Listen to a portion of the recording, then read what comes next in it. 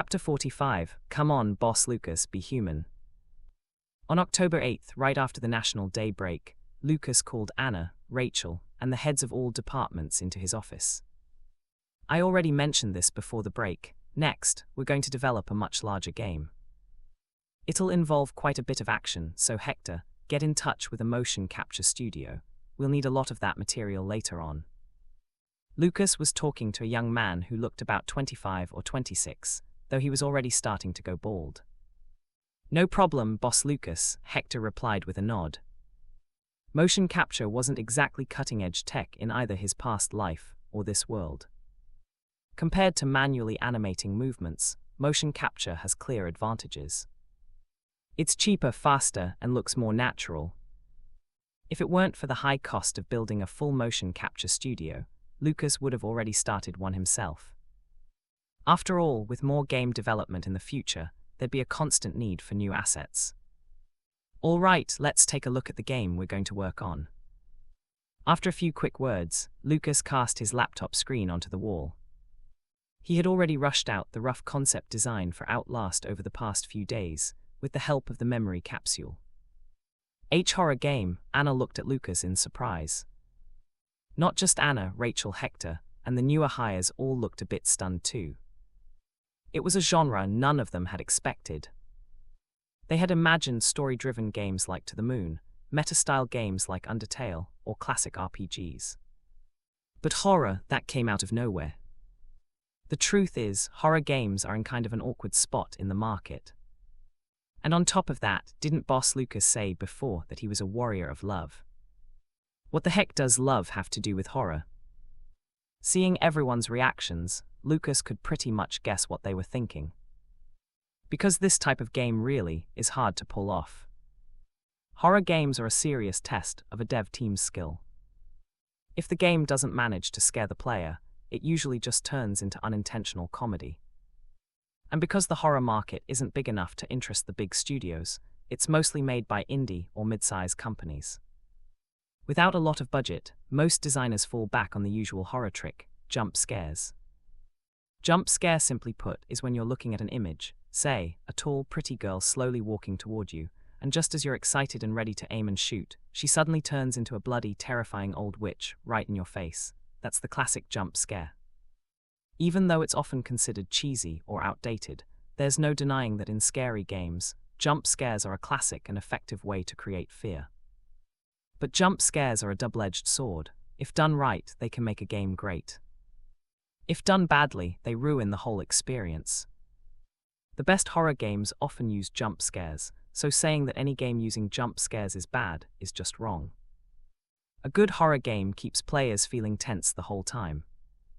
The scariest part isn't the actual scare, it's the fear of not knowing when the scare will come. Jump scares are fine in horror games, but they can't be overused. The real skill is using them in a way that makes players scare themselves as they play. That's the hardest part and the heart of a good horror game. Back in the office, Lucas was explaining the important parts of Outlast to the team. It's just that we don't have enough time to develop this part. Otherwise, I would have taken everyone on a real visit, find an old, abandoned hospital, set the mood, and help everyone really feel it, Lucas said with a look of regret. Anna and Rachel stared at him with wide eyes. Hector and the others just looked down silently. Don't worry, next time we make a horror game, I'll definitely take everyone there, Lucas said with a smile. Everyone went quiet. Who would want to do something like that? Also, Ethan, when it comes time to promote the game, we'll need to focus on video and streaming platforms. Create some buzz. I'll need you to write a plan for that, Lucas added, turning to Ethan in marketing after cracking a joke. Ethan, who had been quiet the whole time, simply nodded and replied, "Got it, Boss Lucas." Nebula Games had a bit of money now, so of course they wouldn't skimp on marketing. And horror games naturally perform well on live streams and videos. They can go viral quickly through reactions and clips. A lot of players are too scared to play horror games themselves, but they still love watching others play. And watching and playing are two very different experiences. Some players watch a horror game and think, that's not so bad, and then buy it, only to get scared so badly they can't keep playing. Still, it all helps spread the game. That's all part of building hype. It's important. In Lucas' previous life, the Outlast series sold over 15 million copies, and a big reason was the rise of live streaming back then. After a few quick words, Lucas went back to explaining the core elements of Outlast. Just like the game's name suggests, the player plays as an unarmed reporter. In the face of danger, there's only one choice: run. The game also includes a camera mechanic. Unlike other games with nuclear-powered flashlights that never run out, Outlast makes the player use the camera's night vision to see in the dark. And unlike magic flashlights, using night vision uses up battery power. But players only get a limited number of batteries, and that creates pressure and tension. Lucas explained every detail of the story, unpacking to the team, breaking it down piece by piece. For the found footage style and building the right atmosphere, Rachel, you'll need to pay extra attention. Try turning off all your lights at night and playing it to get the full experience. I've got a prop ready too, you can take it home to help with the feel. As he spoke, Lucas pulled a handheld camcorder from his desk and placed it next to Rachel. Rachel. Her smile faded as she looked at the camcorder. Be human, Boss Lucas, Chapter 46, Down to Earth doesn't mean down to the underworld. Lucas also got in touch with a motion capture studio to start producing various assets. At the same time, he led the team in developing Outlast. The cost of this game wasn't exactly low, but it wasn't sky-high either. After finishing the budget report, the total development cost for the game, including future marketing, was tentatively set at $1 million. Of course, that number might go up later, but it won't go over $1.5 million. For a horror game, that's a pretty big budget in this genre. Everyone on the team was really excited. After all, this was their first big project. So, days passed one by one. Art, animations, and other assets were being steadily produced. The game's script was also finished and would go through a second round of voice recording. All of the main characters' movements were being tested through trial and error. This already gives me the creeps. Just imagine how scary the final game going to be. In the office, Rachel sat at her desk, glancing at the concept art on her second screen, still feeling a bit shaken. The concept art mainly showed environments: an abandoned mental hospital shrouded in darkness, scenes filled with blood and bodies, patients hiding under hospital beds in pitch-black rooms, and footage shot in night vision with a DV camera. These images perfectly captured the eerie vibe of Outlast. Just looking at them was enough to send chills down your spine, let alone actually playing the game. During the development of Outlast, she'd been staying up late almost every night. Why? Because she was scared. She didn't even know what she was thinking that one night, she actually picked up the DV camera Lucas gave her and tried it out in the dark. The creepy vibe was so intense it completely freaked her out. The scariest thing is when your imagination runs wild and you end up scaring yourself. But maybe that's exactly why the concept art she designed, based on Lucas's ideas, turned out so well. Yeah, and in the game, the player can't fight back, only run, Anna said, agreeing with Rachel. Lucas, who was working on an animation, smiled. Isn't that the best part? If we gave the player a gun, it'd just turn into another FPS. Fear comes from being powerless. In most horror games, why do they include guns? Part of it is to add variety, but it also gives players a way to let off some steam. That kind of design actually works really well.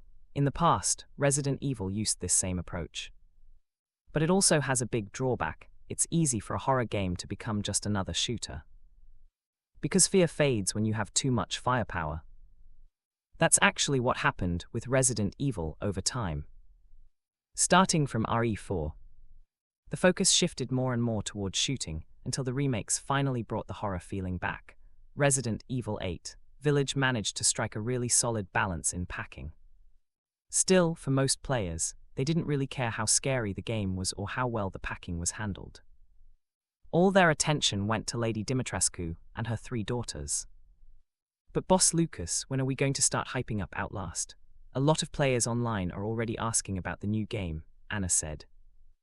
Unlike back in the early days when it was just the 3 of them in the dev team, now that new people had joined the company, they'd started calling Lucas boss instead of just using first names.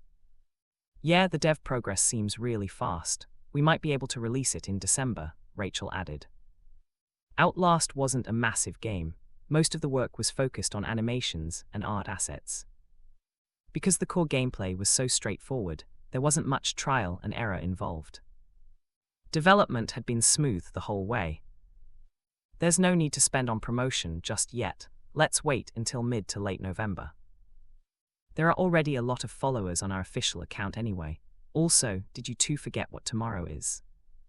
Lucas smiled as he asked. What day? Anna and Rachel paused for a second, then looked at the bottom right corner of their computer screens. October 30th. It's Halloween. I recorded the teaser in advance just for this moment, so we could release it right on the holiday. After all, the players have been waiting for a month. Announcing our new game during a holiday like this makes it feel more connected to real life, don't you think? Lucas smiled as he spoke to Anna and Rachel, then opened a short video file on his desktop. The video was only about 10 seconds long. It started with a completely black screen. A second later, the screen lit up, but it wasn't a normal video.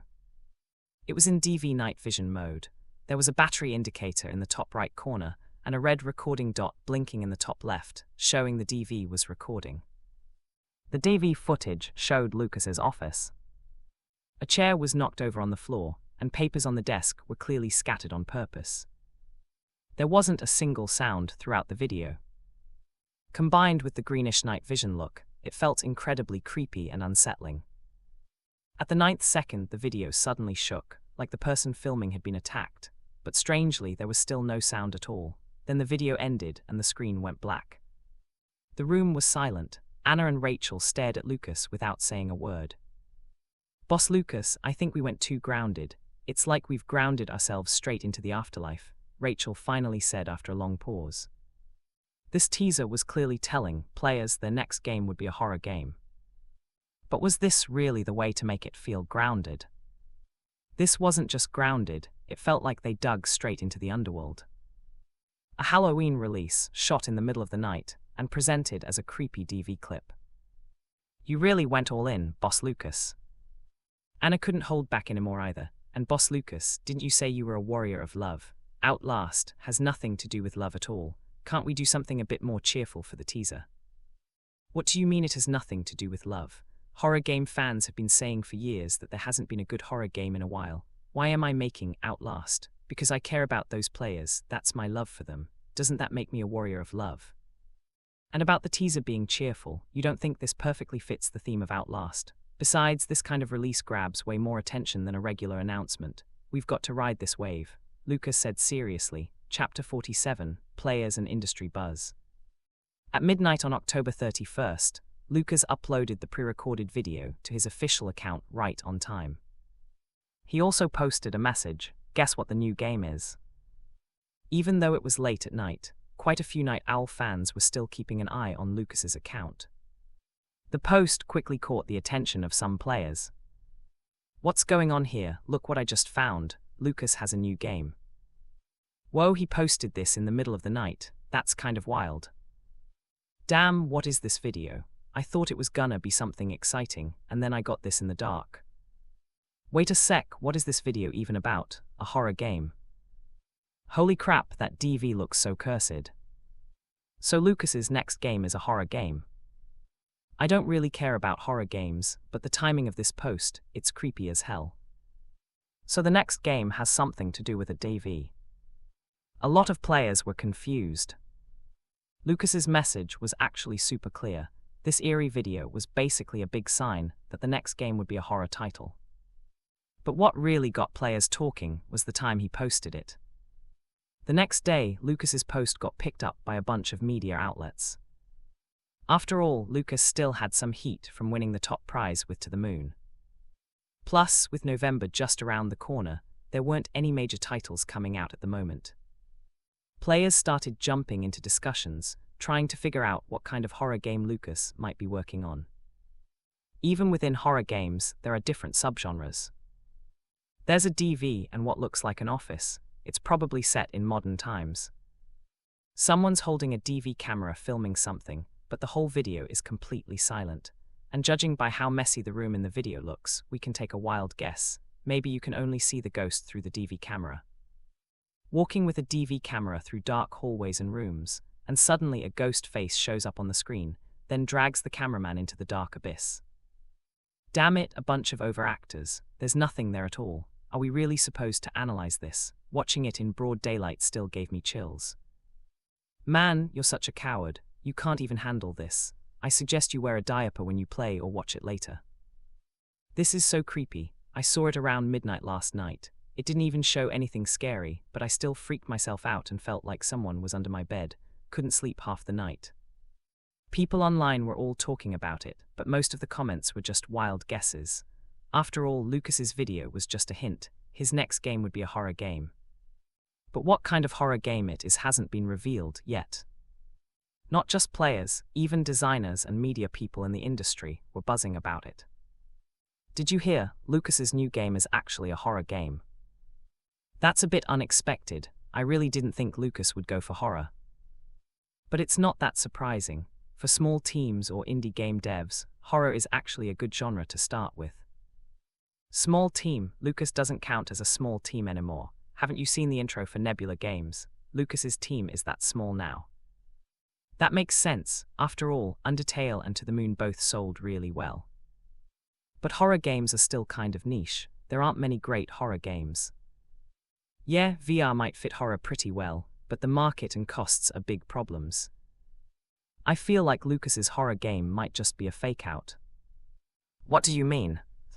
Look at To the Moon and Undertale. It's obvious Lucas is a great storyteller. So maybe this so-called horror game is just horror on the surface, but it's actually telling a touching story underneath. When you put it that way, it doesn't sound impossible. Did Lucas once say he's a warrior of love? Good point. Game designers in the industry were all talking about Lucas and his new game. But for game content creators chasing clicks and views, it was a total circus. Strange video drops at midnight. What is Lucas planning? From warm and fuzzy to full-on horror, designer Lucas shifts to scary games. Leaving his comfort zone to try a niche genre, confidence or overconfidence. So, one article after another flooded websites and forums. Some bigger media outlets stayed fairly neutral. But a bunch of marketing accounts and second-rate game media were stirring things up like crazy. And the main reason was the genre Lucas picked. After all, it's been years since the industry has seen a truly great horror game.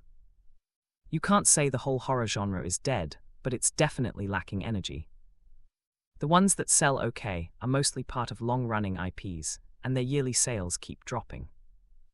And horror games come in all kinds of forms. Zombies and ghost girls in Asian games. Serial killers and demons in Western ones. Realistic ones, supernatural ones. You name it, it exists. But none of them are really breakout hits. Mainly because they're all stuck in the same loop. Still using the same formula, jump scares, shooting and tight story packing. It's not a bad formula, but making it truly stand out is really hard. Out of all the shooter horror games from the past, how many can people actually name? Basically just Resident Evil and Dead Space. And even then, only the former still counts as a top-tier IP. Dead Space completely disappeared until years later, when EA ran out of old games to remake and finally decided to dust it off. But for Lucas and the whole team at Nebula Games, none of those online discussions really mattered. Because the game's development progress was growing at a pace you could literally see with your own eyes. It wasn't fully finished yet, but the early parts were already playable. And after trying it out, Anna, Rachel, and the rest of the team all had the same reaction. And that was, no freaking way are we playing this at night. Seriously, it was just too damn scary. Even though everyone in the team had worked on the game together, building every detail from scratch. That didn't stop them from getting scared out of their minds. Chapter 48. Horror games are as easy as breathing for me. By mid-November, about 70% of Outlast's content was completed. The remaining 30% mostly involved voice acting, scene building, and cutscenes. For Lucas, the biggest takeaway from working on Outlast was gaining a much deeper understanding of how to use the game editor. At the same time, the game's content still fit well within his monthly 2048 resource limit, so he had no issues there. Besides game development, the Nebula Games platform also quietly went online during this time. Lucas promoted it a little through his own social media. But it didn't make much of a splash. No industry giants noticed, no big media coverage, none of that happened. It was just a few smaller sites that had nothing better to write about, so they shoved the news into some subcategory. If you didn't go looking for it, you'd never even see it. The only games available on the platform right now were To the Moon and Undertale. As for sales, the two games had sold a total of 172 copies. But total playtime, not even 50 hours combined across all users. Clearly, the people buying were mostly Lucas's fans, just showing support by buying an extra copy through his platform to support a developer and company they liked. Lucas wasn't too discouraged by this. He knew a platform wasn't going to take off overnight. Day by day, December rolled in. Outlast's development was now nearly complete. Promotions had also started to roll out one by one.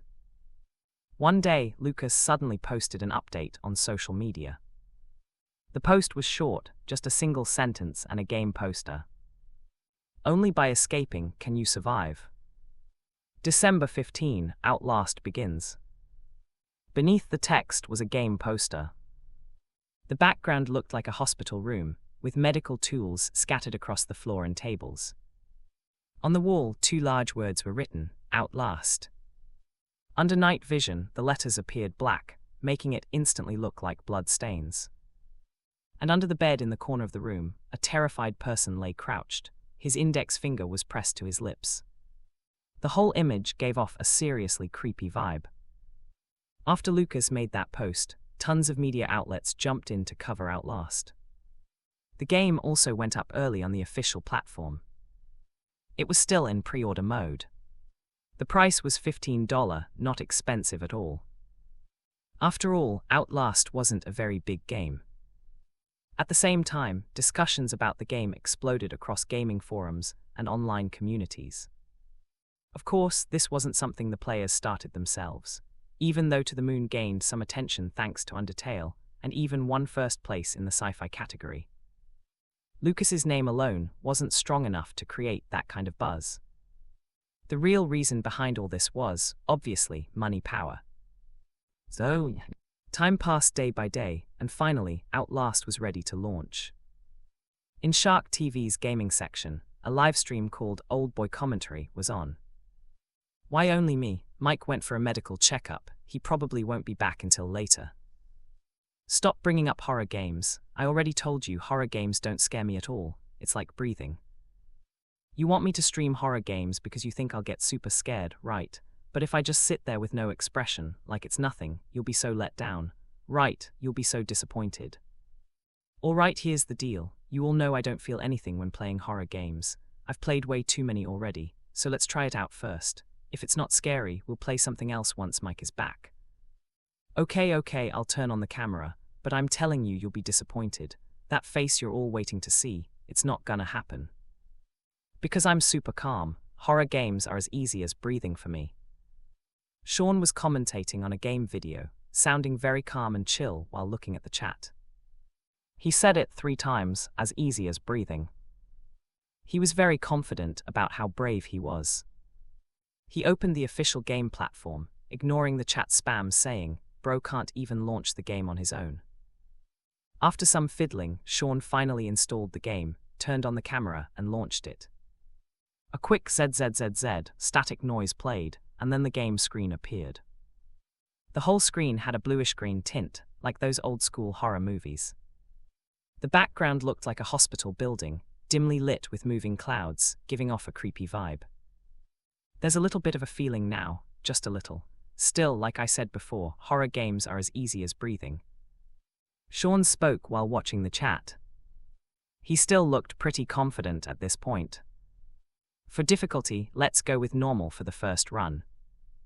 The game started in darkness, with a deep voiceover and a creepy background track mixed with static-filled car radio sounds. My name is Miles Upshur, just an ordinary reporter. In the distant Colorado mountains, an abandoned mental hospital has reopened, Mount Massive Asylum. But one day, a mysterious person sent me a letter, telling me there's a huge secret hidden deep inside this asylum, so I came here to investigate. With that narration playing through the car radio, the game quickly explained its world. Sean showed no change in emotion, just as calm as he said he'd be. Because honestly, most horror games and movies start off exactly like this. After the voiceover ended, the game screen kicked in. But it was still not interactive yet. The main character was driving toward Mount Massive Asylum. With the dark colors and the static radio in the background, the mood was already set.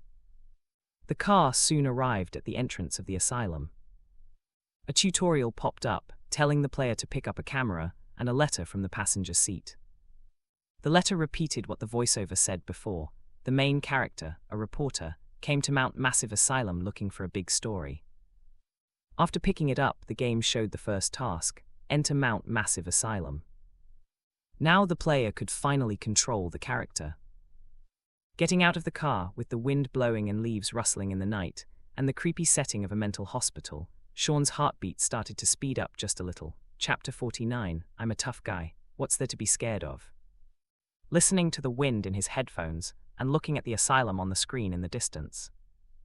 Sean paused for a moment. Before I keep playing, let me ask you guys something. I'm just saying if, what if I say I have a problem, can I not play this? Alright then, how about I turn on the light, okay? Don't rush. After saying that, Sean stood up, leaned forward a bit, and hit the light switch with a click. In the next second, the lights in the room, something that looked like a storage room on the camera, turned on. The chat in the livestream instantly exploded. Scaredy-cat and pervy Sean. Didn't you say horror games are as easy as breathing? Turning on the lights already, getting scared now. LOL son bro, maybe we should wait for Mike to come back so you won't be alone. LOL you said it's like breathing, so why the lights then? Turn off the lights, turn off the lights. Turn off the lights, turn off the lights. Turn off the lights, turn off the lights. As soon as Sean turned on the lights and sat back down, the entire chat ended up spamming the same thing. Turn off the lights, turn off the lights. Turn off what lights, damn it, why would I turn them off? Shut up.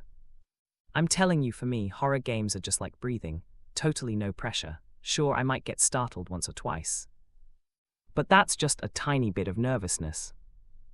Looking at the chat, Sean tried to distract himself with outside stuff to calm his nerves. Back in his chair with headphones on, Sean officially started the game. From what he gathered from the intro, he got a basic idea. In Outlast, he plays an unarmed reporter. Horror games usually fall into two types. One has combat systems, meaning the player can use guns or other weapons to fight monsters or bosses. The other has no combat at all, just solving puzzles and running from enemies. Most games on the market are the first type. The second kind exists but isn't mainstream. At least there aren't many big-budget ones, and Outlast clearly stands out as a big production for a no-combat horror game.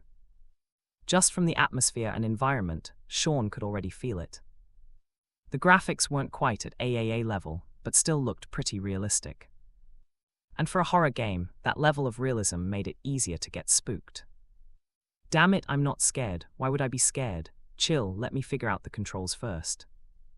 Sean glanced at his second monitor, trying to chat with viewers to ease his tension.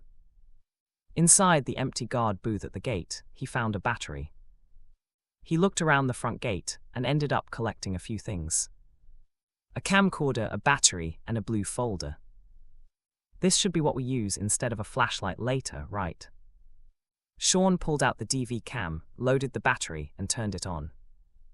Looking at the eerie green night vision screen, he, being an experienced streamer, had played enough games to guess what was coming. He figured there'd be some really dark areas later, and he'd have to rely on the camcorder to navigate. He talked tough, but deep down, he was starting to get a little nervous. After making sure there was nothing else to check out, he pushed open the big iron gate and stepped into the yard. The building had a European design, The whole mental hospital was dead silent, and through the windows, some room lights in the building were flickering on and off. It felt like a pair of eyes was staring at him from one of those lit rooms. Controlling the main character to walk along the path, Sean suddenly stopped. One of the floors in the asylum suddenly lit up, and a dark figure appeared in the window. His half-closed eyes suddenly opened wide. Sean used the character to pull out the camera and zoom in, trying to get a better look at whatever that thing was. But it was like the figure had noticed it was being watched and quickly moved out of sight. All he could catch was a blurry black shape. At the same time, the lights in the room went out again. A cold chill ran up Sean's spine. Nothing had actually happened, and he hadn't even seen any monster. But something still made him nervous inside. The giant mental hospital looked like a monster with its bloody mouth wide open, just waiting for him to come in. The layout around the building felt off too, especially the riot control vehicles parked at the gate. That alone gave him a weird feeling. Why would a mental hospital need riot vehicles outside? He walked to the front gate of the hospital and found it locked tight. There was no way to open it. After wandering around a bit, Sean finally found a small hole in the iron gate on the left and crawled in through it. What followed was a short tutorial on the game's controls. Running, jumping, climbing, crouching, all those actions were covered. The camera work and little details were really on point, something Sean hadn't experienced in other horror games before. With his headphones on, he could clearly hear the main character breathing heavily. Following the tutorial, he reached a window and climbed in, only for all the lights in the room to suddenly go out. The room was swallowed by darkness. Sean flinched as the lights went off so suddenly. What did I just see? LOL, Sean actually has working eyes. I'm dying laughing. Did Sean just flinch? Sean, just admit it if you're scared. Seeing his reaction, the chat in the live stream exploded with messages. Compared to usual streams, the comments today were way more active. Clearly, many viewers were also scared and were using the chat to ease their own fear. Damn it, what's there to be scared of? I'm a tough guy, I ain't scared of nothing. After switching the DV to night vision, the screen turned a sickly grain, making the game feel even creepier. Sean kept yelling to hype himself up while holding the camera and exploring the area. He pushed open a half-closed door and kept walking forward. Suddenly, a TV that had been turned off switched on by itself and let out a loud screeching noise. The sharp sound scared the crap out of him. The camera caught him flinching hard. He let out a high-pitched scream, pushed back from the desk with his feet, and rolled away in his chair. At the same time, he covered his eyes with both hands and flopped backward in the chair. A few seconds passed, and realizing there were no more sounds coming through his headphones, he slowly parted his fingers, leaving a small gap to peek through at the screen. All he saw in the game was a pitch-black room with a static-covered TV. Once he was sure there was no more danger, Sean finally took his hands off his face and held his chest instead, looking like he had just survived a close call. Chapter 50, The Creepy Mount Massive Asylum. Looks like Sean is having trouble breathing. Haha, stop it guys, Sean's struggling. Horror games are as easy as breathing to me. Yeah, right. Haha, someone bring a breathing machine for our guy, he's gasping for air. Don't panic bro, if it's too much, just stop the stream, we get it.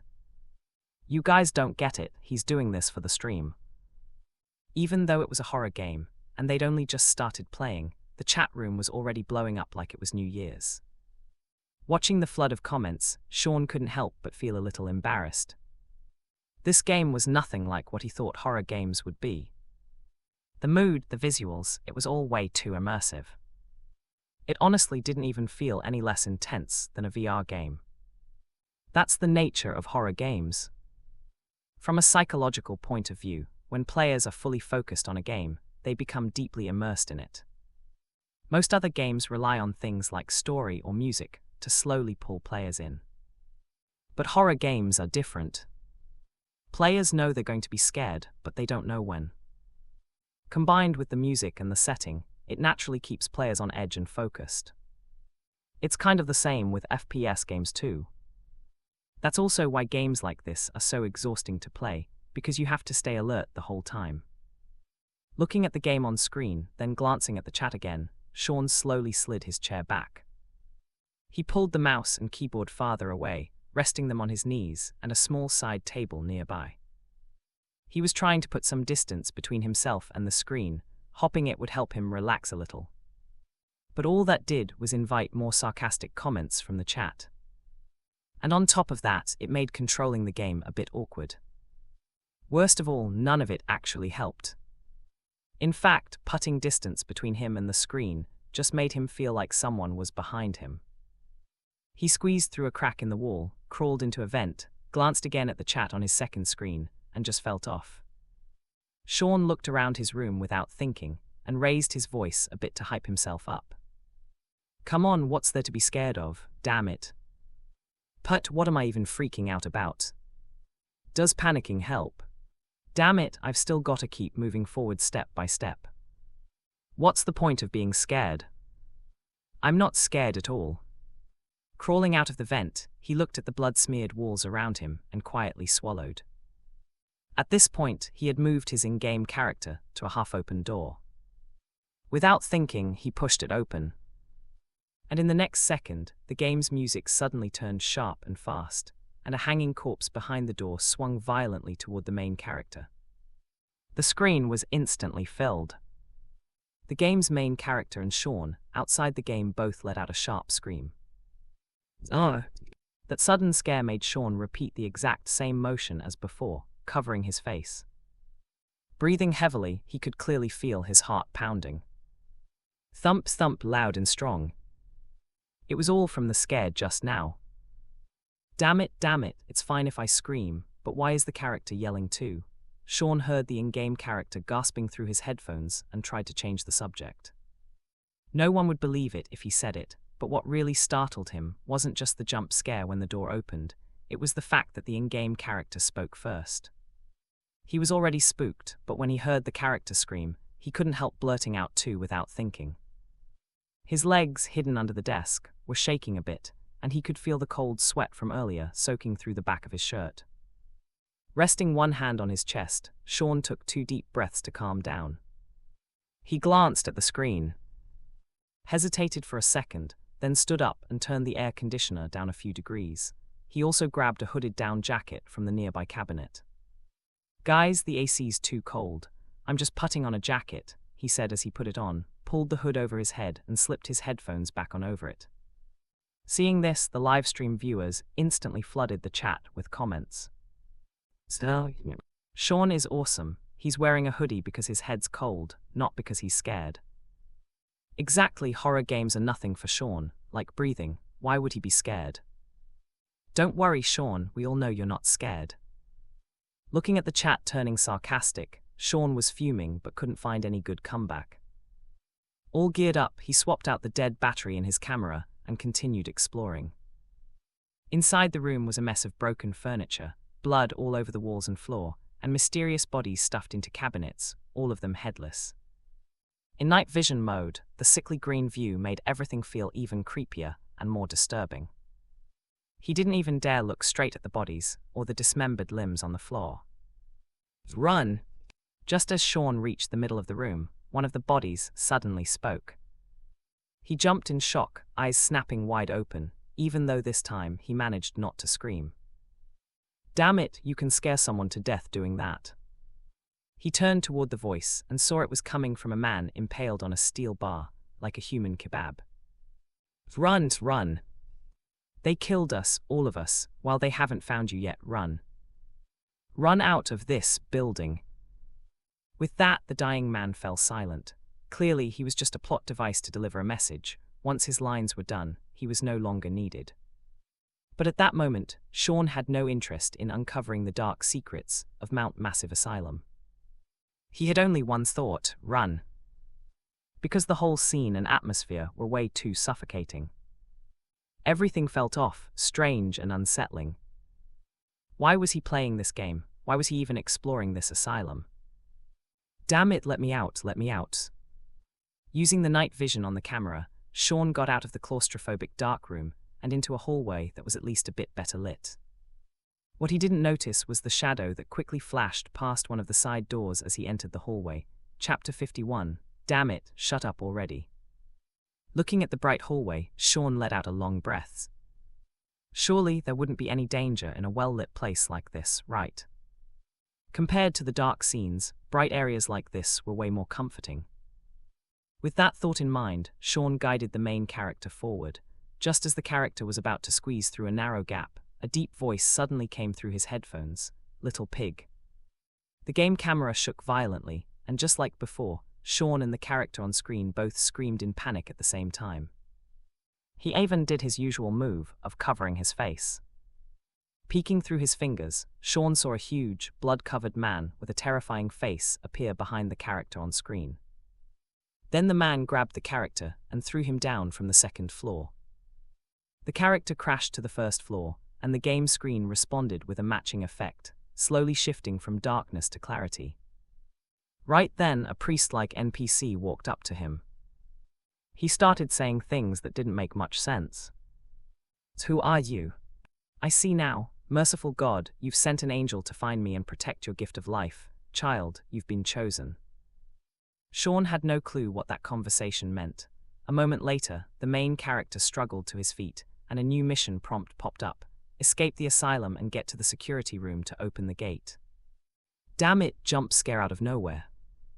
Looking at the mission prompt, then checking his camera with just one battery left, Sean started to feel uneasy. There was absolutely no sense of safety.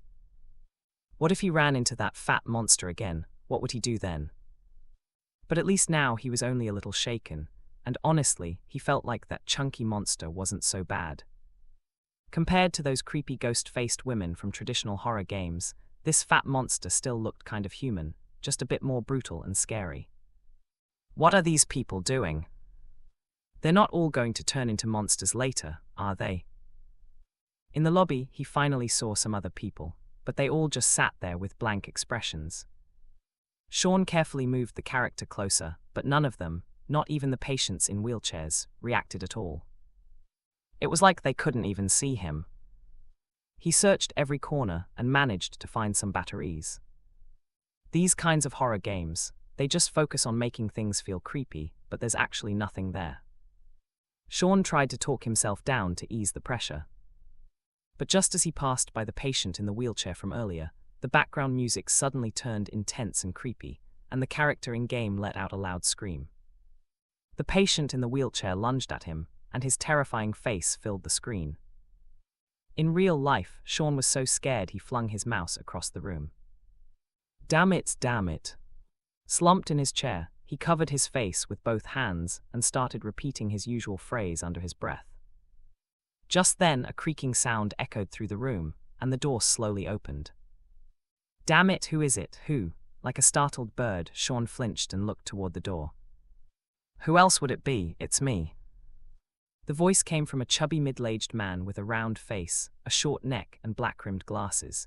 He looked puzzled when he saw Sean, who was pale and wrapped in a down jacket. Mike, you're finally back. Sean let out a long sigh of relief at the sight of a familiar face. After glancing at the live stream screen and then the game screen, Mike immediately understood what was going on. You playing a horror game, Sean? Looks like you got wrecked by it. Mike clicked his tongue. Say no more, Mike. I'm just glad you're back. Sean looked like he had found his savior. He finally relaxed, picked up the mouse he had thrown, and adjusted the camera. Guys, we had a little surprise just now, but we are back. He put his headphones back on.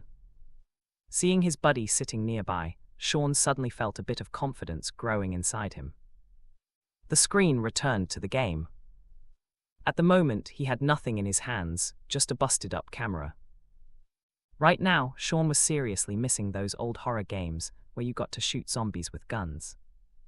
At least give him something to hold. If he had something in his hands, he wouldn't be this panicked. Finally found it. Now that he wasn't alone in the real world, Sean felt that thing called courage come back. Dodging the lunatics on the road with some stumbles, he made it safely to the security room. Once inside, a cutscene triggered. Sean glanced at the nearby monitor, then put his hat back on. Why are you wearing a hat, Sean? Mike asked curiously. The chat says something crazy is about to happen, Sean replied after glancing at the comments. Oh come on, horror games aren't that intense, and with how bright it is now, what's there to be scared of, Mike said. As soon as he finished speaking, the priest from earlier suddenly showed up in the bottom right corner of the surveillance feed. After looking at the camera, he pulled the switch, and the whole screen instantly went pitch black, power outage. Mother, the sudden blackout gave Sean a scare. Relax, Sean, the monster hasn't even shown up yet, what are you afraid of? Mike continued. At the same time, loud banging started coming from the security room door. Bangs, bangs, bang. Each slam on the door felt like it was hitting Sean's chest. Mother, shut up, Mike, Sean shouted with a shaky voice. Then he noticed the comments from the livestream chat and saw an in-game prompt. The cabinet, yes, right, I can hide in the cabinet. As he spoke, he scrambled toward the cabinet and pressed the interaction key. Bang! Just as he got inside the cabinet, a loud crash rang out. The scary fat guy from before burst through the door. He looked around the room. The character in the game hid inside the cabinet, and all he could hear was the sound of his own rapid heartbeat. Through the gaps in the cabinet, and with a little bit of faint light, Sean could see the fat man's terrifying face. He instinctively pulled his body back and closed his eyes.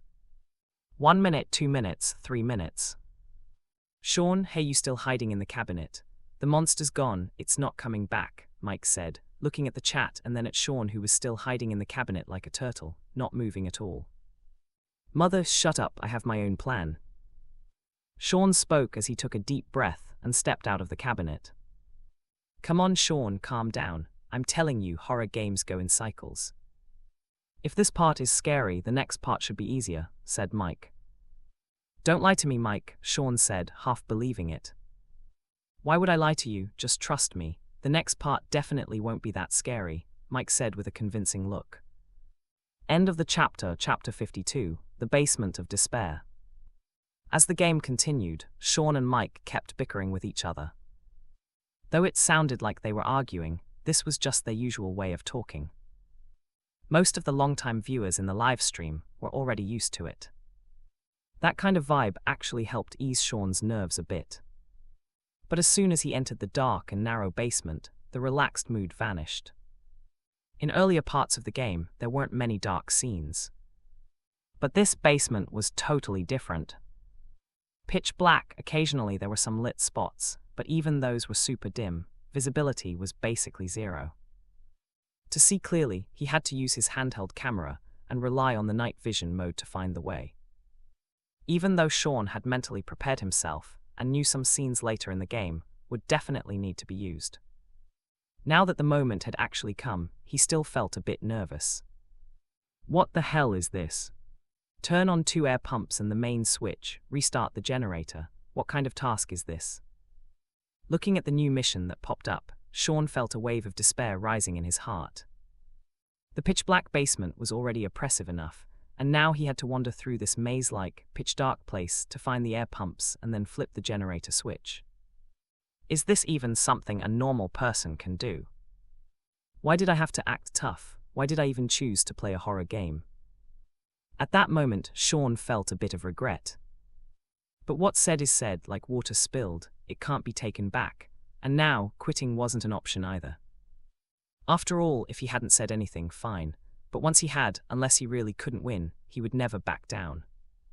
Come on, there's nothing to be afraid of. Sean hyped himself up and slowly started to explore the basement. Trusting his instincts, he walked to the left, and not far ahead, he opened a door and saw an air pump inside.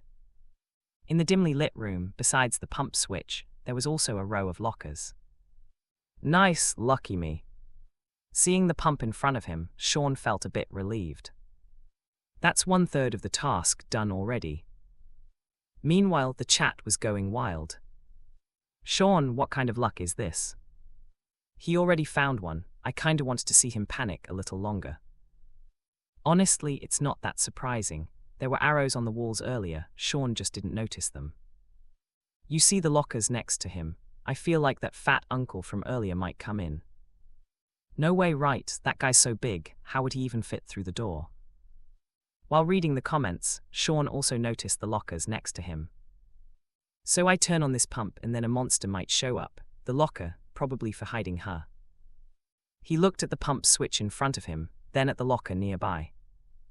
After thinking for a bit, Sean still decided to pull the switch. After all, if he didn't turn it on, the game wouldn't move forward. With a creaking sound, the switch was pulled down. Sean quickly ducked into the locker. After about 10 seconds, he heard banging through his headphones. Thump, thump, thump. It hit the door several times, followed by the sound of wood cracking, and then heavy footsteps started getting closer and closer to the room. Hiding in the locker, Sean didn't turn off his camera. He leaned his head back against the locker wall and pulled his hoodie tighter. Then, through the camera's night vision, he saw a crazy guy walk in, holding something like a spiked club. Under the night vision, the guy looked incredibly twisted and terrifying. The guy paced around the room. Judging by his movements, he twitched in a weird, random way, making him look super creepy. Under the night vision, his wrinkled skin looked ghostly pale and distorted, and his eyes glowed like little light bulbs, giving off a seriously disturbing vibe. Man, I'm a genius. Good thing I hid in the locker ahead of time. Sean let out a breath and praised himself. But in the next second, his heart jumped, because the monster actually started checking the lockers. He could hear the monster opening one locker after another, and it scared Sean so much he didn't even dare to breathe. Thankfully, the crazy monster only checked 2 lockers, muttered something, and then walked away. Damn it, this is getting more and more dangerous. Sean swallowed hard. His situation was clearly bad. He had to search for a switch in the dark and stay alert for a boss that could show up at any second. After waiting for about 10 seconds to make sure the boss wasn't coming back, Sean finally crawled out of the cabinet. In the darkness, he noticed that right next to the air pump he had just turned on, there was a door with an arrow on it. He opened it and looked inside. Just as he expected, there was another air pump. The only difference was, this room didn't have a cabinet he could hide in. Damn it, what the hell am I supposed to do now? Looking at the screen in front of him, Sean started to panic and glanced at the chat. But since this was a brand new horror game, none of the viewers in the chat were really helpful. Most of the suggestions were obviously useless, or maybe they knew something but just weren't saying. That's when his buddy sitting next to him, Mike, chimed in. Come on, bro, this is easy. If there's a cabinet, that means there's a monster. No cabinet means no monster, right? And when you enter and turn on the pump, just shut the door behind you. Won't the monster bang on the door if it's coming? That way at least you'll be mentally prepared. Mike offered his advice while listening to cheerful music through his headphones. As for why he was wearing headphones, it was because he was kind of scared too. And since he couldn't hear the game audio, he wasn't watching the main screen directly either. Instead, he looked at the side monitor showing the chat. That really helped reduce the fear. Now that you mention it, that kinda makes sense. Sean thought about it for a moment. It did sound a little logical. But something still felt off, he just couldn't figure out what.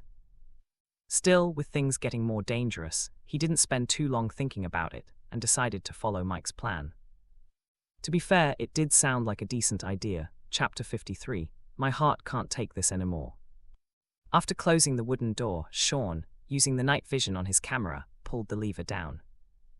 With a mechanical grinding sound, the engine kicked on. Sean carefully backed into a corner. He waited for about 6 or 7 seconds, but nothing happened. Bro, why are you still hiding? Come on, I told you this would work. Hurry and get out of there before the lunatic actually shows up, Mike said from beside him. Hold on, I'm freaking out. Give me a second to breathe, Sean panted, but he started moving. After checking the room and finding nothing useful, he got ready to open the door. Meanwhile, Mike kept chatting with him. Relax, man, it's not like the monster's gonna spawn right at the door. Just as he said that, the doorknob slowly turned and pushed open the wooden door. And right then, a pale, horrifying face appeared out of nowhere. A scream loud enough to scare off Pavarotti burst out of Sean's mouth. He fell back into his chair, completely limp. That psycho's face had been right in front of his, basically nose to nose. It came out of nowhere, and the scare was so bad that he even knocked the webcam off position. In the game, the madman raised a spiked plank and swung it at him. I'm not dead yet. Even though he was scared stiff, Sean quickly pulled himself back to the screen when he realized his character was still alive. He moved the chair forward and started running in the game. The music in his headphones turned into a high-pitched, creepy orchestral theme. Combined with the night vision and the chase scene, his heart was pounding and his back was drenched in sweat. Damn it, where am I supposed to run?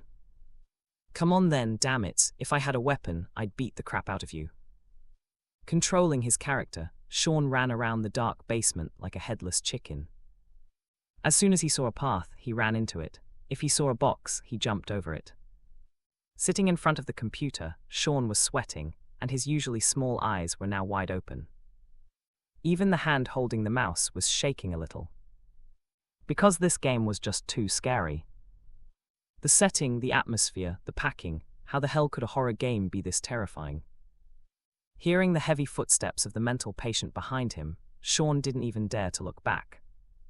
Right now, he had only one thought in his mind: run. As for anything else, he didn't have time to think about it. In the game, Sean was running purely on instinct. He didn't even know where he had ended up. And just then, after turning a corner and hopping over something like a step, he heard a sharp electric noise.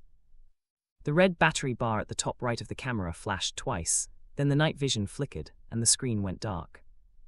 He had kept the night vision on the whole time and didn't even notice the battery was almost out. And now, it had finally run out. Shit, why's it out of power? What's the button to change the battery?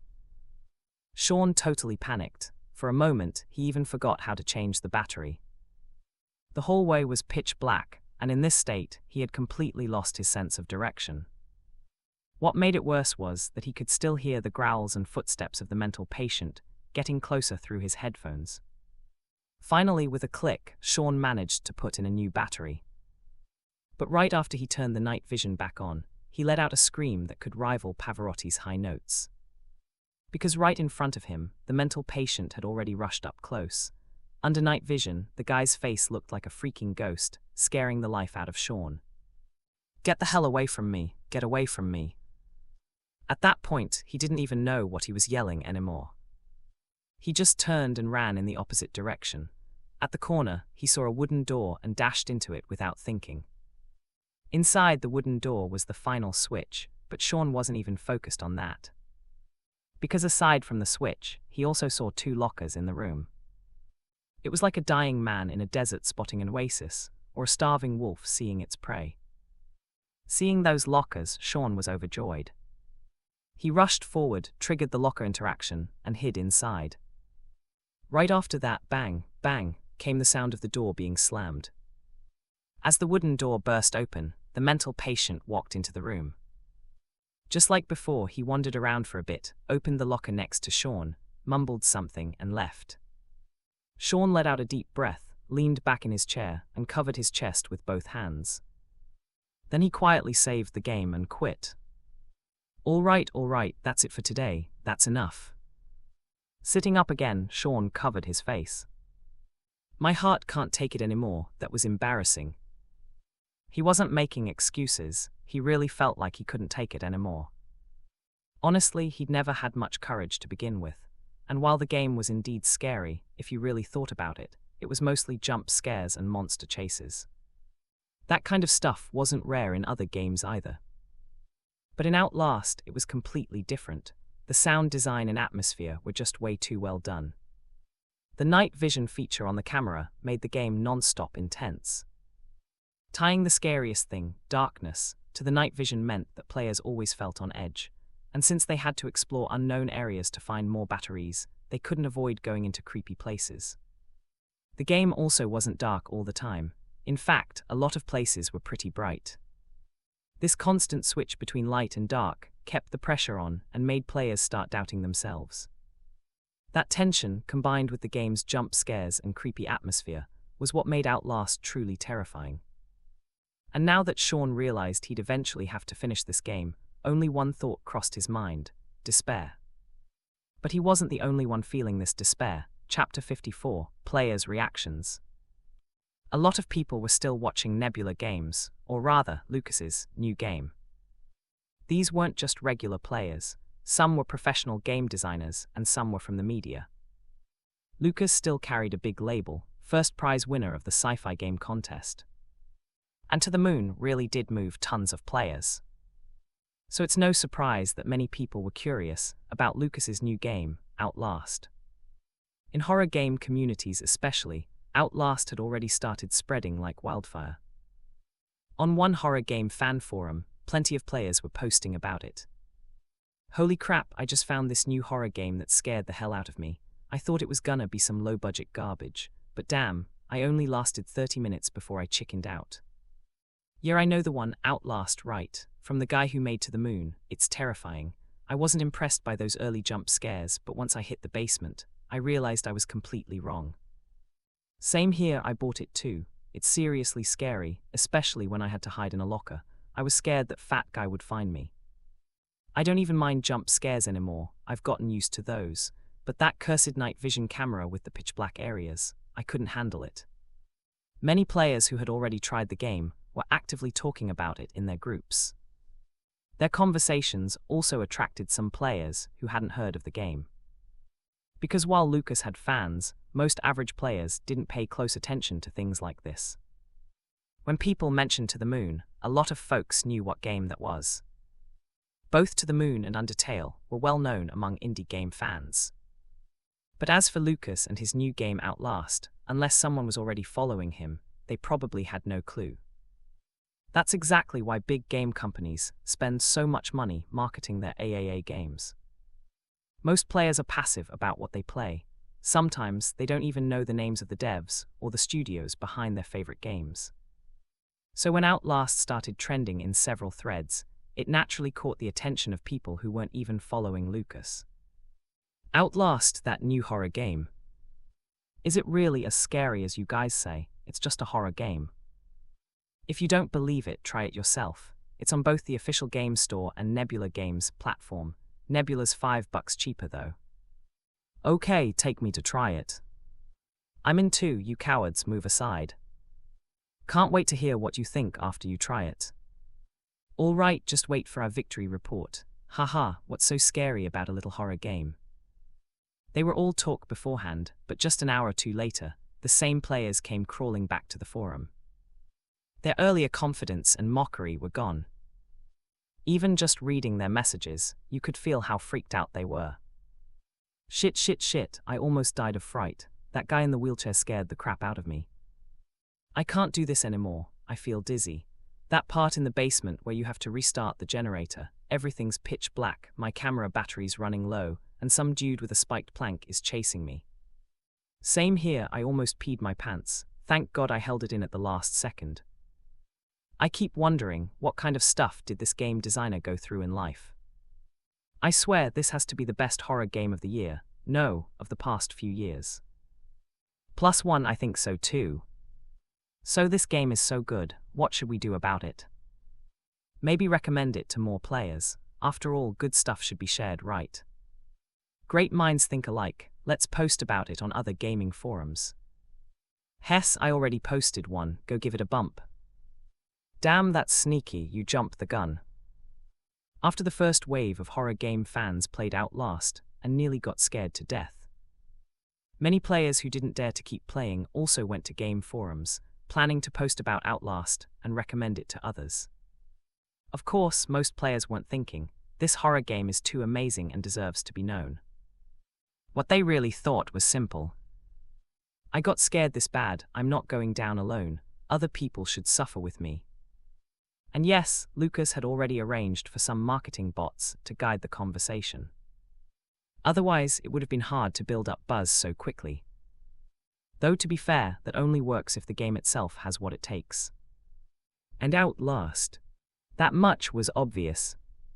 So in the forums and game chat groups, the first wave of players started recommending Outlast to their friends and even strangers. Such a great game, why should I be the only one getting scared out of my mind? Other players need to feel the love too. On gaming forums, some users started to notice that at certain times, a bunch of similar posts popped up all at once. Almost all of them were talking about a horror game called Outlast. Highly recommend the horror game Outlast. Bought it for my roommate who's studying for grad school exams. Scared him half to death. Now I'm top of the list for grad school. Bought this for my kid. Now he's having a great time playing it in the afterlife. Other games cost money. This one, it costs your heart. Bought the game in the morning, played it in the afternoon, and by night, it killed me. If you're a scaredy cat, do not buy this game, you'll totally regret it. Only real brave souls can play this horror game alone. This year's best horror game, Outlast, cowards stay away.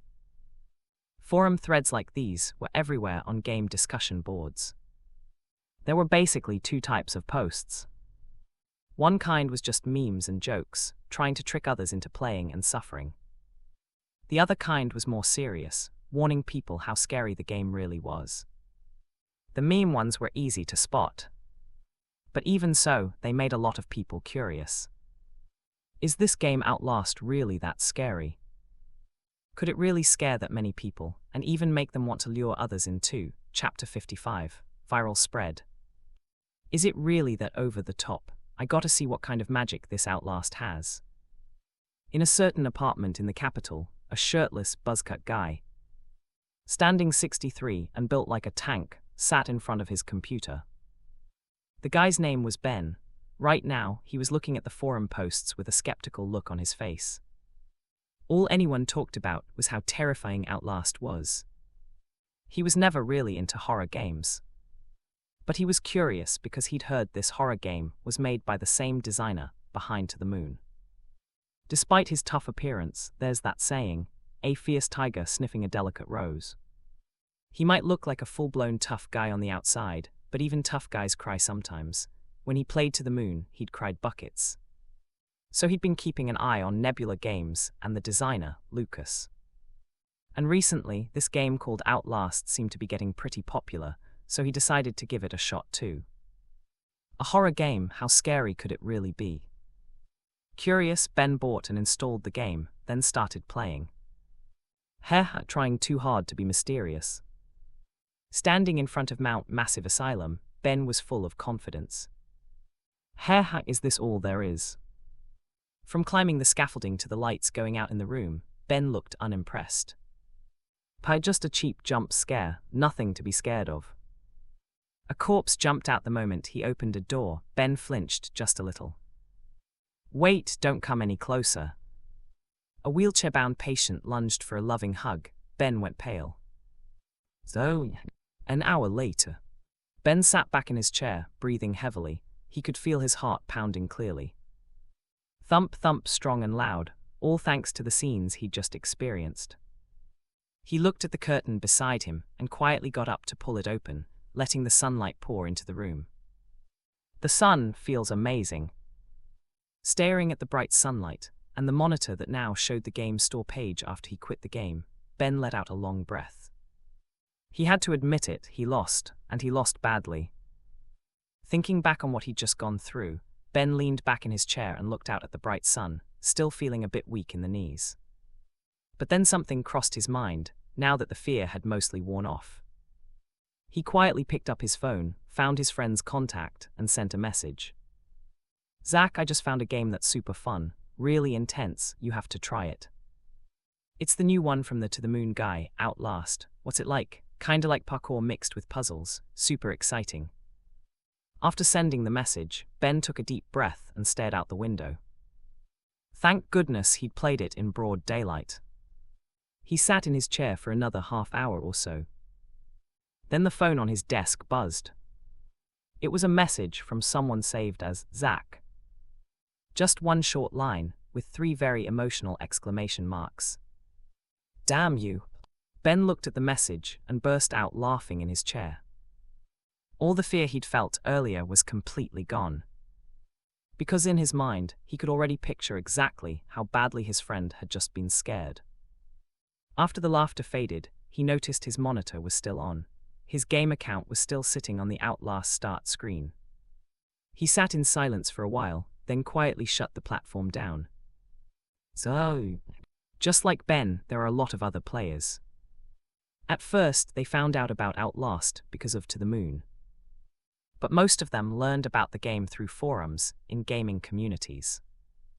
Just like Ben, after seeing comments from other players, they got curious, and also felt a bit competitive. A horror game, how scary could it really be? Is it really that serious? Sounds like overhyped marketing. With thoughts like these, they decided to play the game themselves, and then show off by posting a screenshot after clearing it. After all, when it comes to courage, especially in horror games, unless someone really knows their limits, many players are strangely confident in themselves. But once they entered the game, they quickly realized what they were in for. Forget the later parts, even the beginning scared off a large number of players. Some players entered full of confidence, but turned back at the gate of Mount Massive Asylum. Others gave up after their first door scare, or when they ran into the big guy. But most people quit in the basement, where it's pitch black and you're being chased by a maniac swinging a board with nails in it. Of course, there were still some players who gritted their teeth and kept going. But when they finally fixed the generator and got injected by the priest, entering the prison section, they realized that the earlier parts were just the appetizer. Players dropped out at different stages in the game. But afterward, there was one thing they all had in common. They all ended up posting on gaming forums, either recommending the game to others or warning them. It was like a chain reaction, one leading to another. I got scared, so I'm dragging others down with me. They wanted everyone else to feel what they felt. Later players, overwhelmed by all the talk, had no idea what kind of horror game Outlast really was. Some people even posted screenshots of less scary scenes to make their claims seem more honest. Others gave super detailed descriptions, saying Outlast was truly terrifying. All these posts just kept pulling more and more people into the game, one wave after another. It was like a relay race. The frontrunner reaches the finish line and hands the baton to the next person.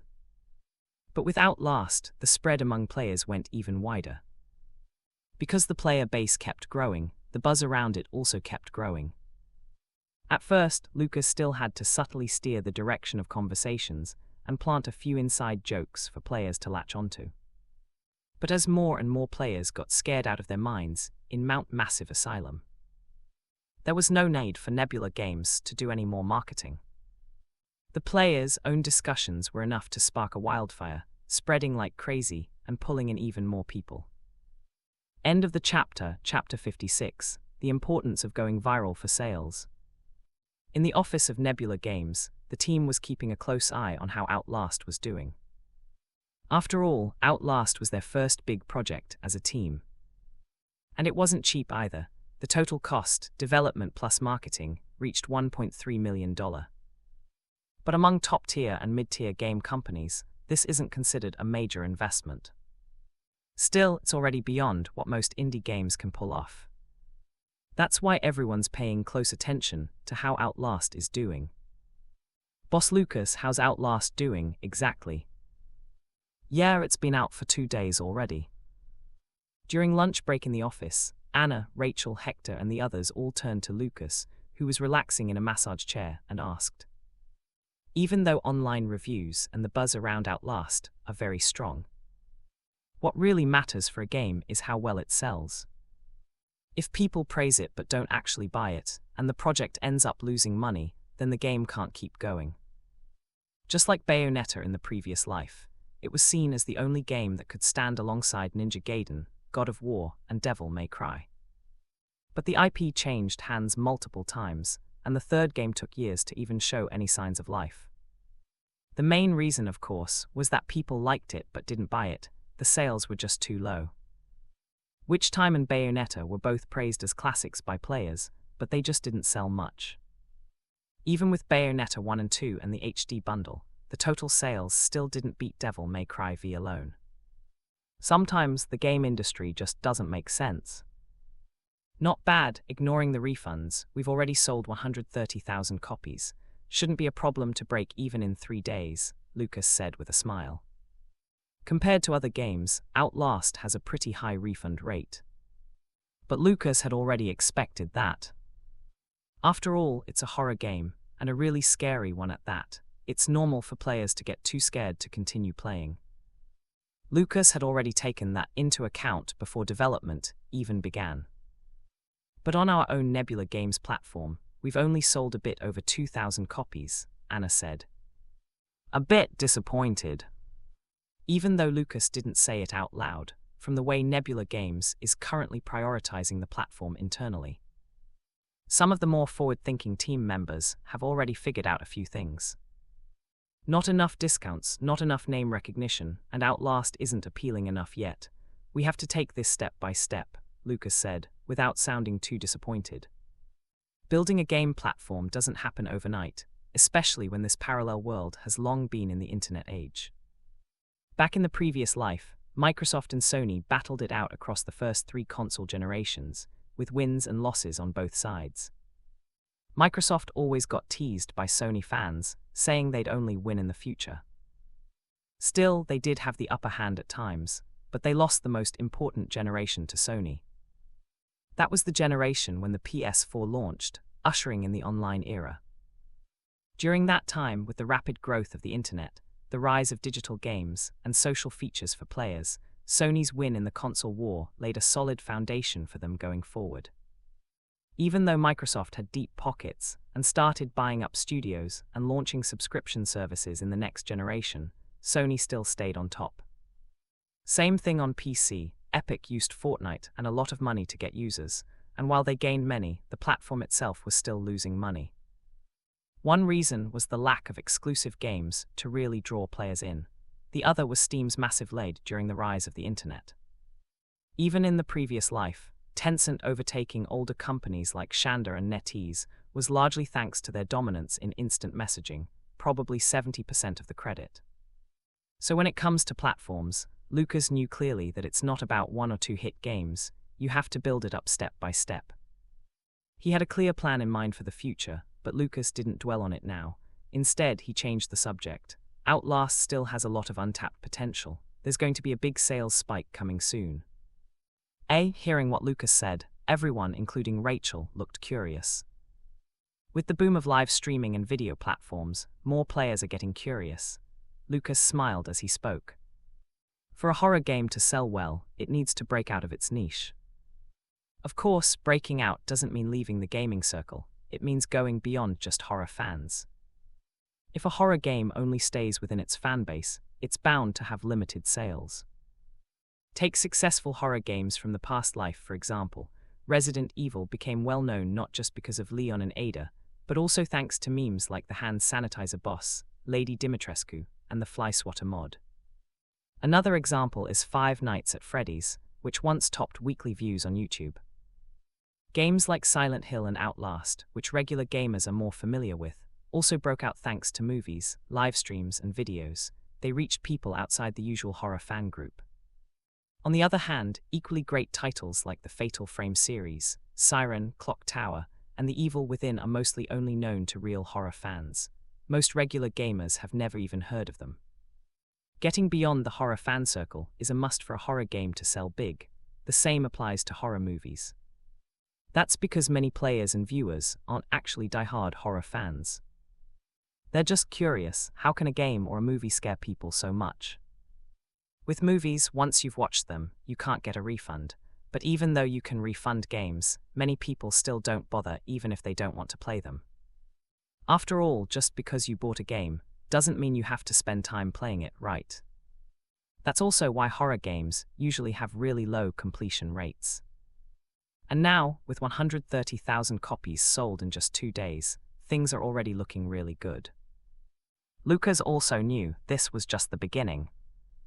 It's easy to imagine that as time goes on, sales will only keep growing.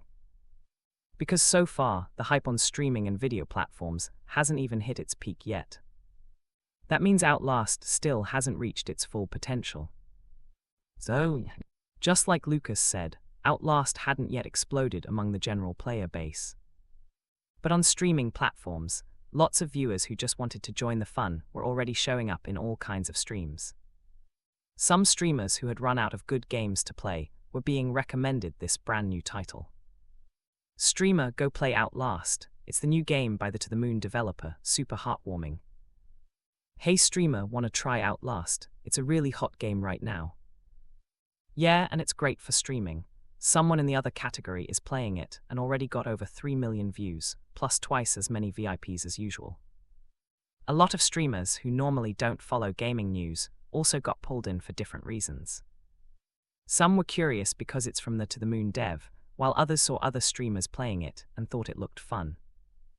Either way, lots of streamers ended up jumping into the Outlast pit. And the streaming platforms were soon filled with chaos and bloodshed. Chapter 57, Weren't You Supposed to Be a Warrior of Love? At first, only a few streamers who were familiar with Nebula Games started streaming Outlast in Shark TV's gaming section. But after a few streams, people realized the game actually worked really well for content. It boosted both viewer numbers and popularity. When they streamed Outlast, the chat was filled with non-stop messages. So it naturally attracted more streamers to join in. After all, this is their job, and Outlast was clearly perfect for streaming. If you clicked into any random stream, you'd basically hear someone screaming like their life depended on it. I'm done, I'm not playing anymore, the closet just moved. No, please, I'm sorry, spare me, please. Why is this fat guy chasing me again? How do I get out of this damn sewer? The women's ward wants me to find fuses. In pitch black, I'm out of batteries, who knows the way, help me. Where's the gun? Why isn't there a gun? Just give me a gun already. Holy crap, I swear, that guy in the wheelchair nearly gave me a heart attack. You just sat there doing nothing, and then scared the hell out of me when I walked past.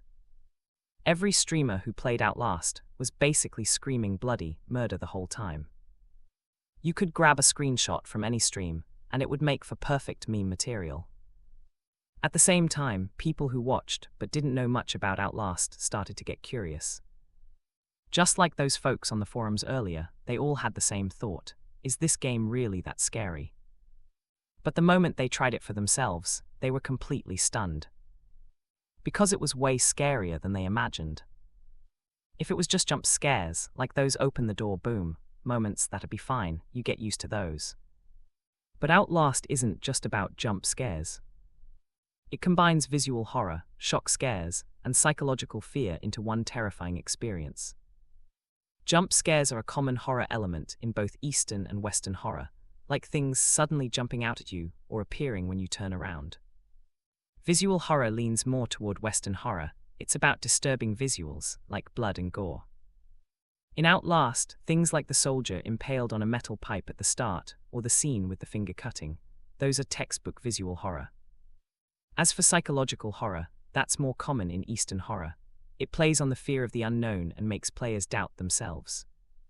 Things like basements, women's wards, and sewers, dark places where you're constantly being hunted and can only see using a camcorder, are perfect examples of psychological horror design.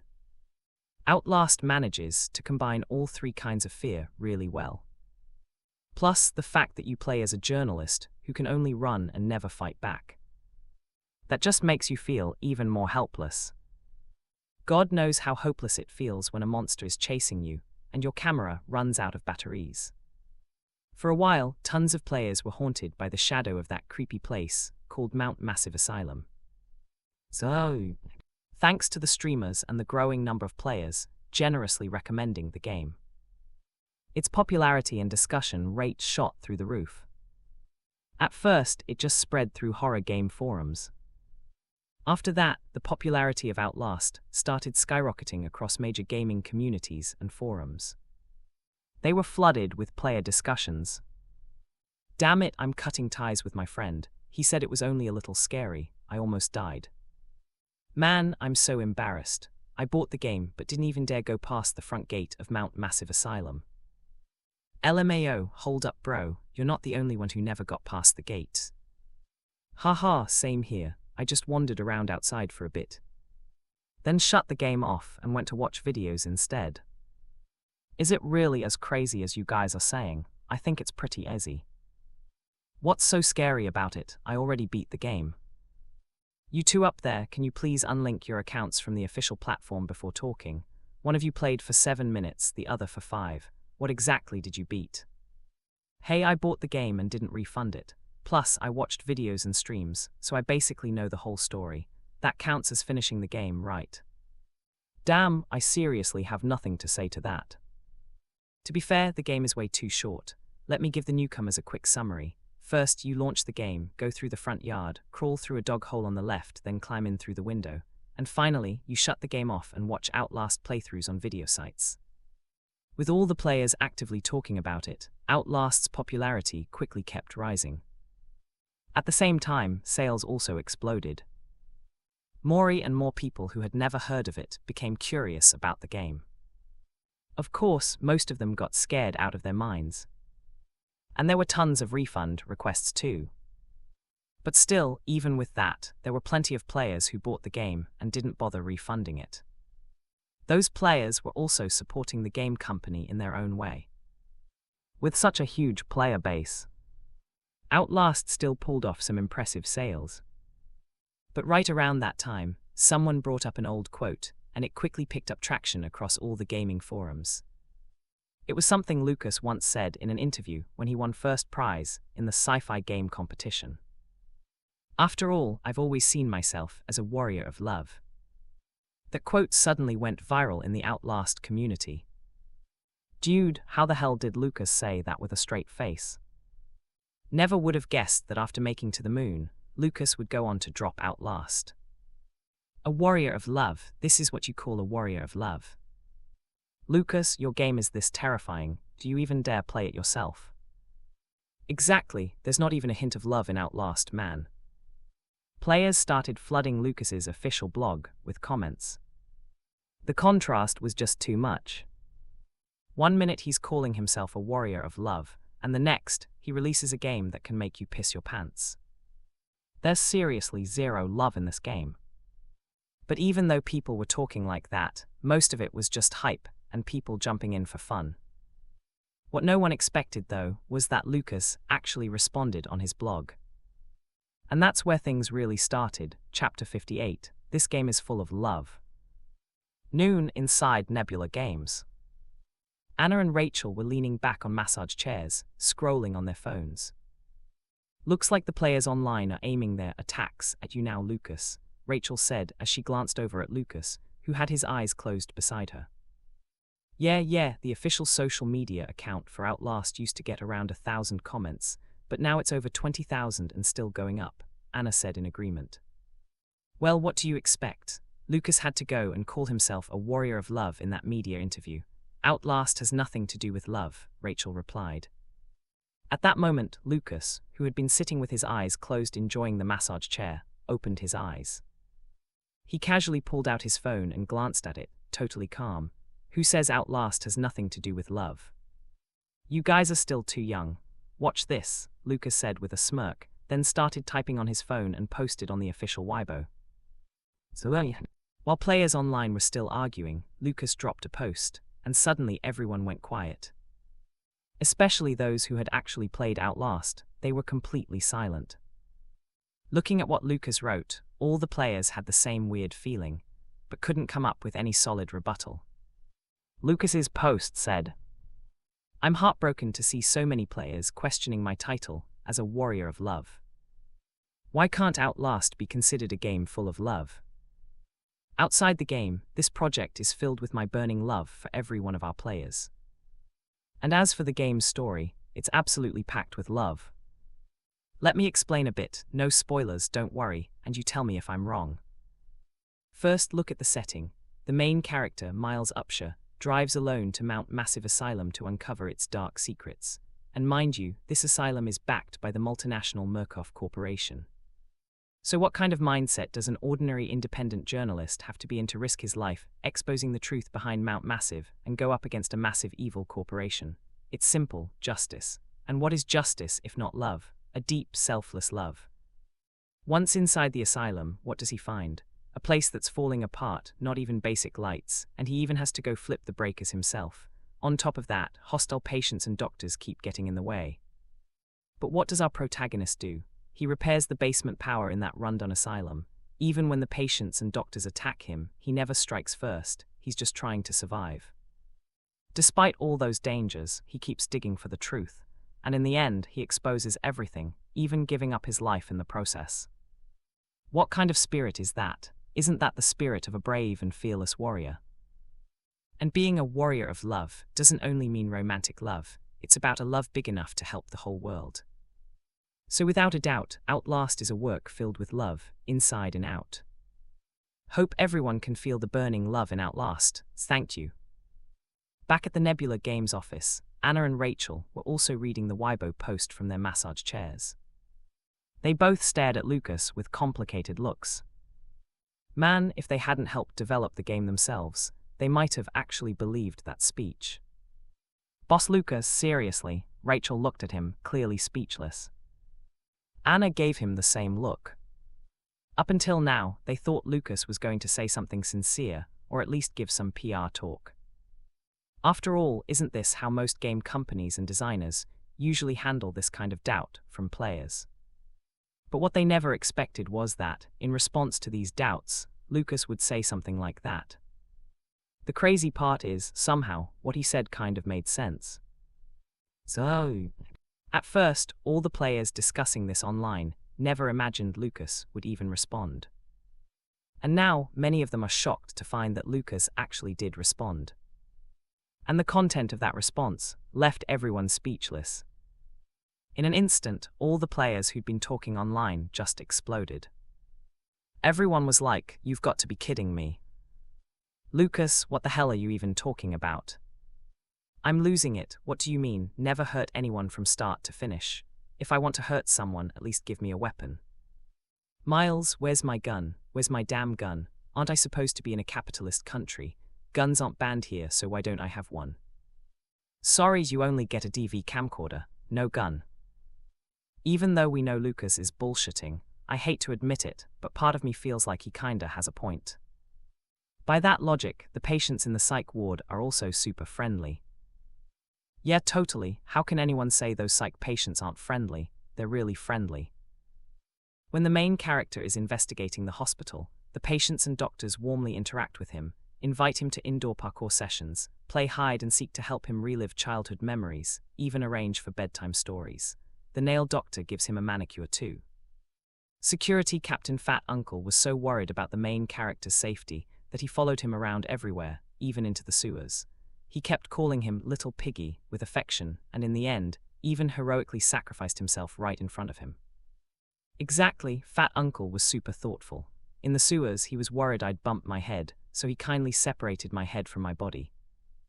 And the nail care doctor, he was worried it was unsanitary for me to eat with my fingers, so he helpfully chopped them off.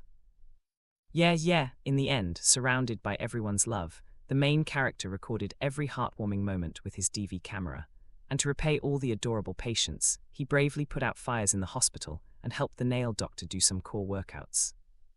Outlast is just too touching.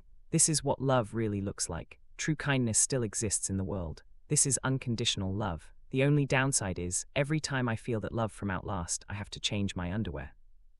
Suddenly I realized, I can't look at Outlast the same way anymore. And the worst part is, I can't even say exactly what's wrong with that logic.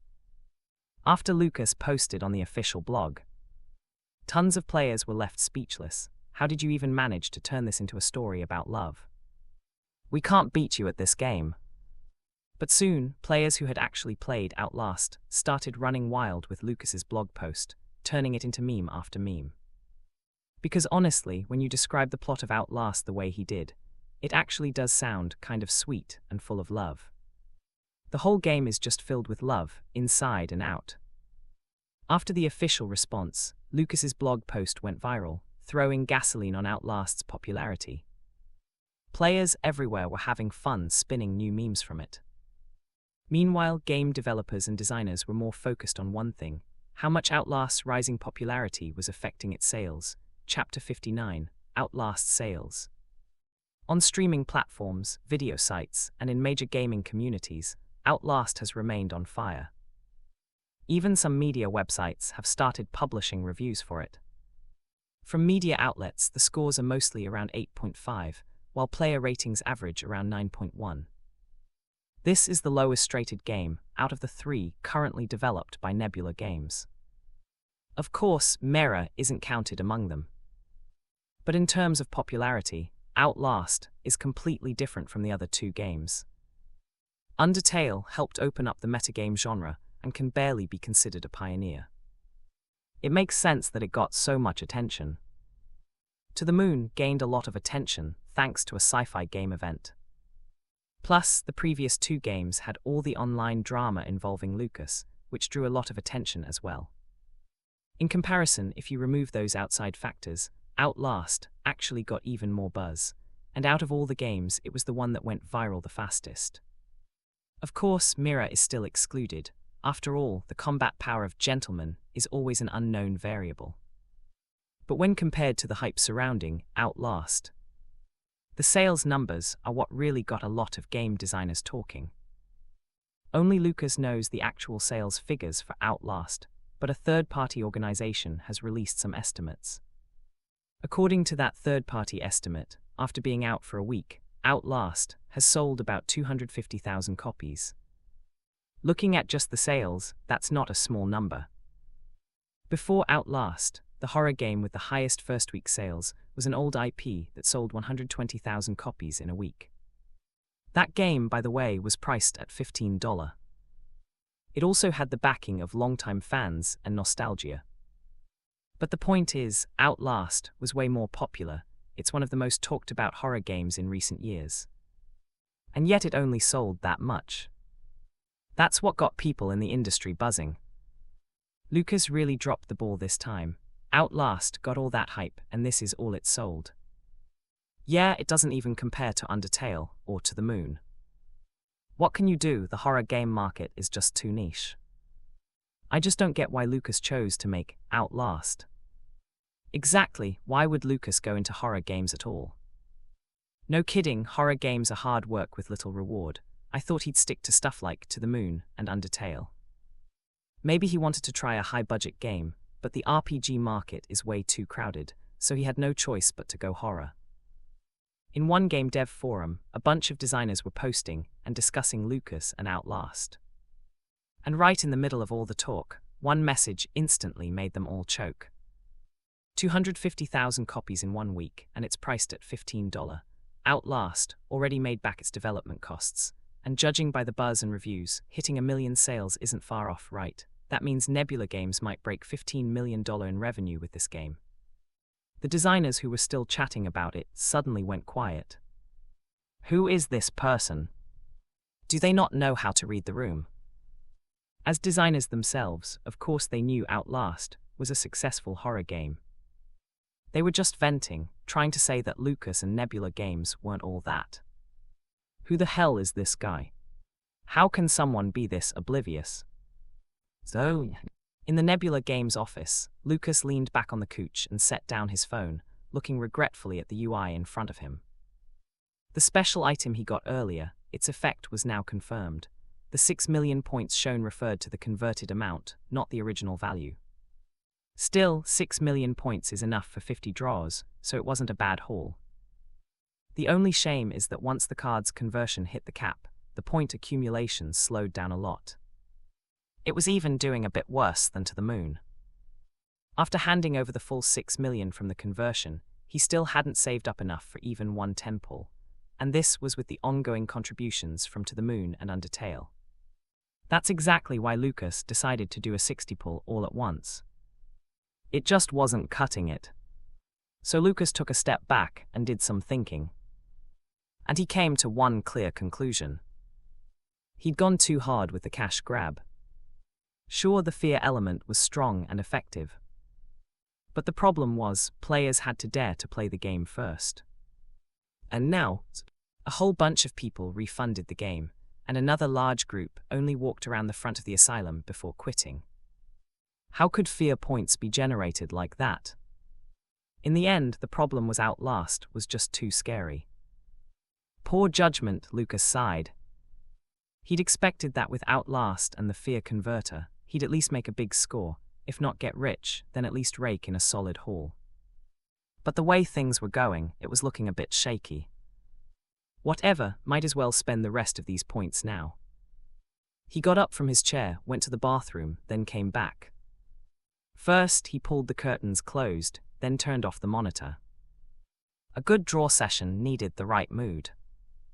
With each spin of points, golden light flashed in front of him. After a while, with all his points gone, Lucas sat in silence. His luck was just plain awful. Out of 50 pulls, he didn't get anything like the fear converter again, though he did end up with a bunch of memory capsules. As for skill books, he only got 2 rare ones, one for level design and one for stat balancing. And he did wash his hands after using the bathroom, okay.